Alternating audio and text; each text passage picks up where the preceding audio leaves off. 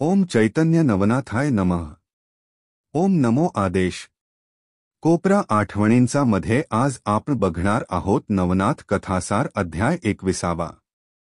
गोरक्षनाथास मोहविण्यास मैनाकिनीचे सर्व प्रयत्न निष्फळ, मच्छिंद्रनाथ व मीननाथ ह्यास घेऊन गोरक्ष निघतो।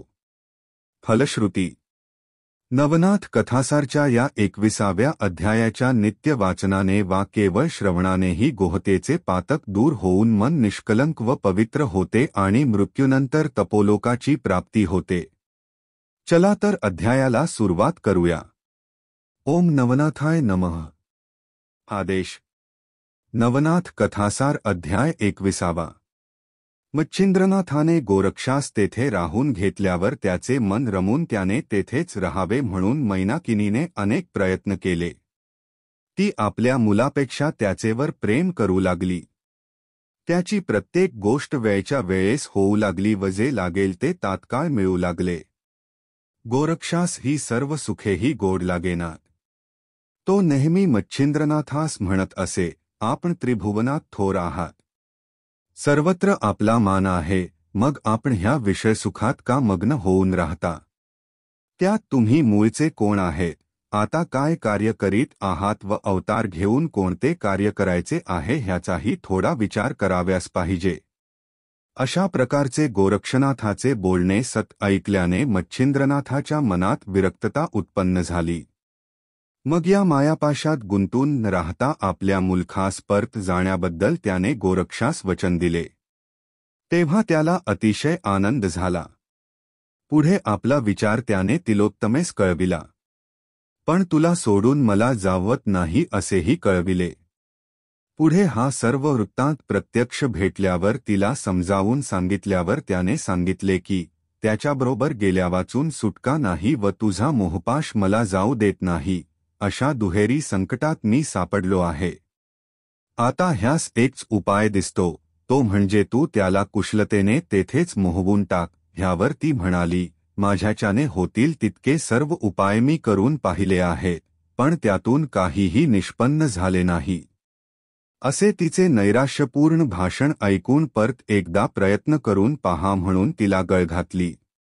एके दिवशी गोरक्षनाथाने पद्मिनीपाशी गोष्ट काढली की मी आता मच्छिंद्रनाथास तीर्थयात्रेस घेऊन जातो। तेव्हा दिनवाणी चर्चा करून ती त्याला म्हणाली, बाबा रे, तू आमचा वडील मुलगा, आपल्या राज्याचा सर्व कारभार आता तू हातात घे, तुझ्या धाकट्या भावाचे तुला पाठबळ आहेच। आम्ही आता आरामात स्वस्थ बसून राहणार, अशा प्रकारे त्याला उपदेश करीत असता त्याला तिच्याबद्दल काहीही दया वाटली नाही। उलट त्याने स्पष्ट सांगितले की आम्हास त्रैलोक्याच्या राज्याची पर्वा नाही, मग तुझ्या राज्याची काय पत्रास?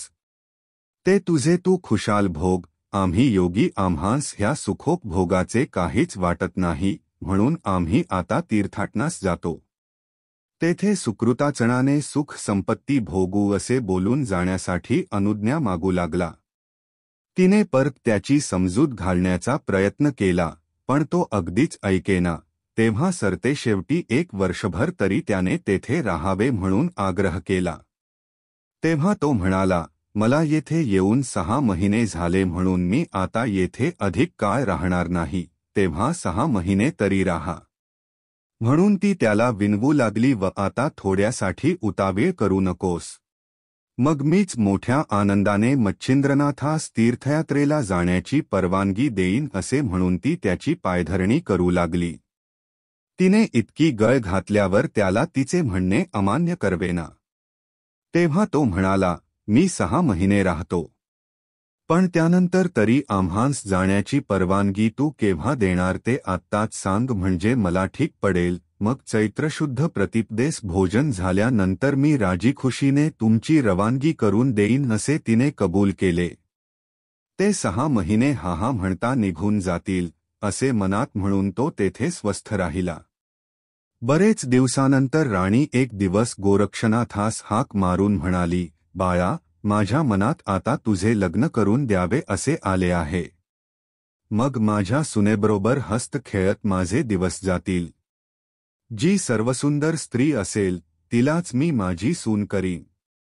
लग्नसमारंभी तुझ्या इच्छेप्रमाणे मोठ्या डांबडुलाने करूया, तुम्ही लवकर परत्या, तीर्थे करण्यात फार दिवस घालवू नका. येथे येऊन सर्व राज्यकारभार तू आपले ताब्यात घे. माझी एवढी इच्छा पूर्ण केलीस म्हणजे मला कृतार्थ वाटेल, असे बोलून त्याला मोहजाळात गुंतविण्याचा तिचा प्रयत्न चालू होता. पण त्याने तिला अगदी निक्षून सांगितले की मला कर्णमुद्रिका या 2 बायका आहेत. आणखी तिसरी करण्याची मला इच्छा नाही व आता लग्न करणे मला शोभतही नाही. असा जेव्हा तिला खडखडीत जबाब दिला तेव्हा ती अगदी निराश होऊन स्वस्थ बसून राहिली. परत एकदा प्रयत्न करून बघावा म्हणून राणीने एक सुंदर स्त्री खेळण्याच्या मिशाने रात्री त्याच्याकडे पाठविली. तिने आपल्याबरोबर सोंगट्याचा पट घेतला होता. ती आज जाऊन त्याला म्हणाली, आपल्याबरोबर 2 डाव खेळावेत या इच्छेने मी आले आहे. तिचे बोलणे ऐकून तो खेळाव्यास बसला. तेव्हा त्याला मोहविण्याचा तिने पुष्कळ प्रयत्न केला. पण तो तिच्या नेत्रकटाक्षास, गोड गोड बोलण्यास किंवा हावभावांस अजिबात जुमानेना. शेवटी तिने अगदी निर्लज्जपणे शेवटचा उपायही करून पाहिला. पण काही केल्या त्याचे मनात कामवासना उत्पन्न होईना. असे पाहून ती अतिशय खिन्न झाली व राणीस सर्व वृत्तांत सांगून घरी परत गेली. नंतरही राणीने केलेले सर्व प्रयत्न फुकट गेले. पुढे पुढे मच्छिंद्रनाथाचा वियोग होणार म्हणून मीननाथास पोटाशी धरून ती रडत बसू लागली. तेव्हा इतर स्त्रिया वारंवार तिची समजूत घालीत व गोरक्षास आपवश करून घेऊ असा धीर देत, तरी आता त्यांच्या बोलण्यावर राणीचा विश्वास बसेना. अशा रीतीने मोठ्या काळजीत एक दिवस काढत असता वर्षप्रतिपदेचा दिवस येऊन ठेपला. त्या दिवशी नगरात सर्वत्र आनंदोत्सव होणार होता, परंतु आज मात्र सर्व नगरी उदास बनली होती. इकडे गोरक्षनाथ शिंगी फावडी घेऊन मच्छिंद्रनाथास बोलावू लागला. तो त्याच्या पाया पडून निघण्यासाठी घाई करू लागला. तर राणी मोठमोठ्याने रडू लागली.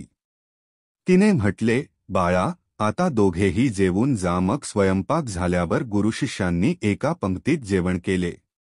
नंतर तिलोत्तमेने मच्छिंद्रनाथाजवळ गोष्ट काढली की आता आपण जाणार तर मीननाथास बरोबर नेण्याचा विचार आहे की काय. नंतर ती म्हणाली, तुम्ही त्याला आपल्याबरोबर घेऊन जावे, कारण तुम्ही गेल्यावर मारुतीच्या भुभुधकारापासून त्याचे रक्षण होणार नाही.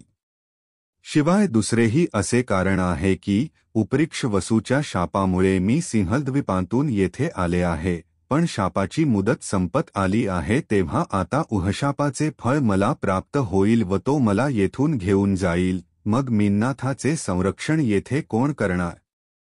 तेव्हा त्यापेक्षा तुम्ही त्याला आपल्याबरोबर घेऊन जावे. मग तिच्या मर्जीनुसार मीननाथास घेऊन जाण्याचा विचार नक्की झाला. मग भोजनानंतर गोरक्षनाथ निघण्याची परत घाई करू लागला. मीननाथाकडे पाहून तिच्या तोंडून शब्द निघेनासा झाला. तिला गहिवर येऊन ती एकसारखी रडत होती.